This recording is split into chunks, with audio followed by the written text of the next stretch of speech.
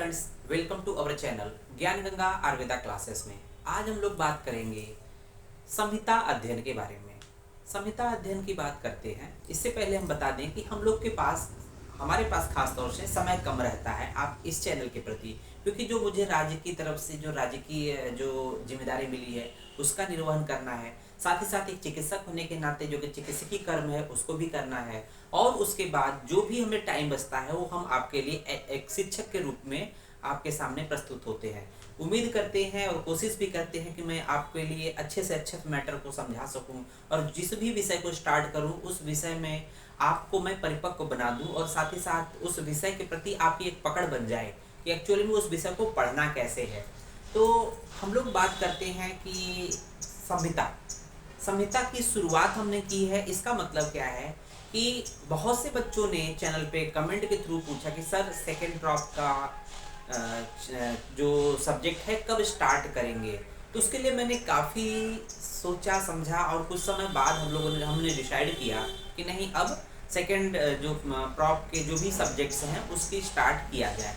हम लोगों ने फर्स्ट प्रॉप में अभी जो हमारे पास पुराने बच्चे हैं जो NCSM के अकॉर्डिंग जो प्रथम फर्स्ट ईयर के बच्चे थे जो एग्ज़ाम दे चुके हैं, अभी रिजल्ट नहीं आया है, जिनके प्रैक्टिकल भी पहले हो चुके हैं और फाइनल एग्ज़ाम भी हो चुके हैं, अब वो रिजल्ट का वेट कर रहे हैं। तो उन लोग ने हम लोग चैनल को बहुत ही सराहा है और सराखों पे रखा है। साथ ही साथ उनकी डिमांड थी कि सर सेकेंड प्रॉप के चैनल सब्जेक्ट को स्टार्ट किया जाए। तो मैंने भी यही सोचकर कि अब फर्स्ट ईयर के बच्चों के पॉइंट ऑफ व्यू से देखा जाए तो रचना शारीर के फर्स्ट और सेकंड पेपर कंप्लीट हो गए हैं, क्रिया शारीर का फर्स्ट पेपर कंप्लीट हो गया है, और उसका सेकंड पेपर में भी हम लोगों ने कुछ पार्ट कंप्लीट किया है। आज से हम लोग कहीं ना कहीं जो है सेकेंड प्रॉप में एंट्री करेंगे। सेकेंड प्रॉप में एंट्री करने से पहले अगर देखा जाए तो सबसे टफ सब्जेक्ट जो अगर माना जाता है, आप भी अभी कुछ समय बाद पढ़ेंगे, तो सबसे ज़्यादा टफ सब्जेक्ट जो मैंने महसूस किया वो होता है संहिता का पार्ट। जो भी चाहे चरक संहिता की बात करें, अष्टांग हृदय की बात करें या सुश्रुत संहिता की बात करते हैं, तो सेकेंड प्रॉप में या फिर जो संहिता अध्ययन आप देखेंगे कि फर्स्ट ईयर में जो फर्स्ट प्रॉप में संहिता अध्ययन 1 के नाम से है और सेकेंड ईयर में संहिता अध्ययन 2 के नाम से है। तो उसी तरह से हम लोगों ने डिवाइड किया कि BMS संहिता अध्ययन, आपका जो विषय का नाम है संहिता अध्ययन, तो उसमें फर्स्ट प्रॉप में देखेंगे क्या क्या है। तो फर्स्ट प्रॉप मतलब ये फर्स्ट प्रॉप के बच्चों के लिए संहिता अध्ययन फर्स्ट जो है फर्स्ट प्रॉप के बच्चों के लिए है। तो उसमें देखा जाए तो क्या चीजें हैं उसमें, जो हम लोग को फर्स्ट ईयर में क्या पढ़ना है कि अष्टांग हृदय सूत्र स्थान का 1 से लेकर 15 चैप्टर, अष्टांग हृदय संहिता पढ़नी है, उसमें मात्र सूत्र स्थान के 1 से लेकर 15 चैप्टर को पढ़ने हैं। उसके साथ ही साथ हम लोग देखते हैं कि उसमें जो और पार्ट क्या है, फर्स्ट एक ही पेपर होता है, और उसमें देखेंगे चरक संहिता जो कि फर्स्ट पेपर होता है। चरक संहिता जो पूर्वार्ध है, चरक संहिता पूर्वार्ध है, उसका सूत्र स्थान का मात्र सूत्र स्थान का 1 से 12 चैप्टर। तो पहला चैप्टर क्या है, दीर्घन जीवितीय अध्याय है। 12वां चैप्टर क्या है, वात कला कली अध्याय, वात कला और अकला। यहाँ पर देखेंगे दीर्घन जीवितीय अध्याय। दीर्घन जीविती मतलब लंबी आयु के लिए जो भी आयुर्वेद में बातें बताई गई, किस तरह से दिनचर्या होनी चाहिए, किस तरह रात्रिचर्या होनी चाहिए, किस तरह से नियमों का पालन करना चाहिए, ऋतुचर्या का वर्णन किया गया है, और भी बहुत सी चीजों का वर्णन यहाँ पर पूरे चैप्टर में आया है, इस पूरे सूत्र स्थान में। और 12वें चैप्टर में क्या बोला गया, वात कला कली अध्याय, वात के गुण दोष। तो वात का मतलब वात पित्त कफ तीनों के क्या क्या गुण हैं, क्या क्या दोष हैं, इसके बारे में हम लोग पढ़ेंगे। इसका मतलब पूरा हम लोग एक एक करके यहाँ पढ़ेंगे। जब यहाँ पर देखेंगे फर्स्ट ईयर में हो जाएगा फर्स्ट प्रॉप में आप चरक संहिता का सूत्र स्थान का 1 से 12 ही चैप्टर बोला गया। 12 चैप्टर के बाद आप किस में क्रॉस कर जाते हैं, सेकेंड ईयर में। 12 चैप्टर जैसे ही कंप्लीट हो जाता है फिर सेकेंड ईयर में एंट्री करते हैं। फिर देखते हैं कि अर्थात जो संहिता अध्ययन 2 जो कि हमें अब स्टार्ट करना, संहिता अध्ययन 2 या सेकंड, तो उसमें देखेंगे 2 का मतलब सेकंड प्रॉप की बात कर रहा है। इसमें हम लोग को पर्टिकुलर सिर्फ और सिर्फ चरक संहिता ही पढ़नी है।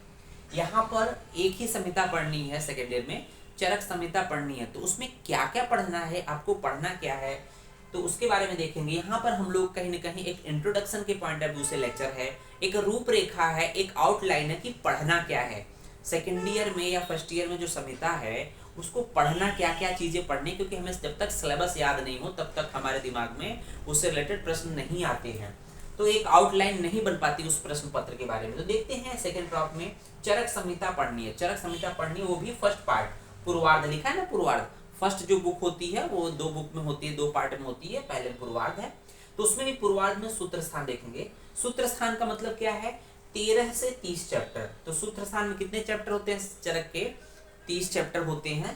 तो इसमें भी 13 से 30 चैप्टर। 13 से क्यों बोला गया है, क्योंकि 12 तक तो क्या था, 12 तक था आपका फर्स्ट ईयर में था, मतलब फर्स्ट क्रॉप में 12 चैप्टर था। 12 के बाद आपका 13, 13 के बाद 30, 13 से 30 तक जो है चैप्टर्स या अध्याय आप सूत्र स्थान के पढ़ेंगे। उसके बाद चरक संहिता में देखा जाए तो सूत्र स्थान के बाद निदान स्थान आता है।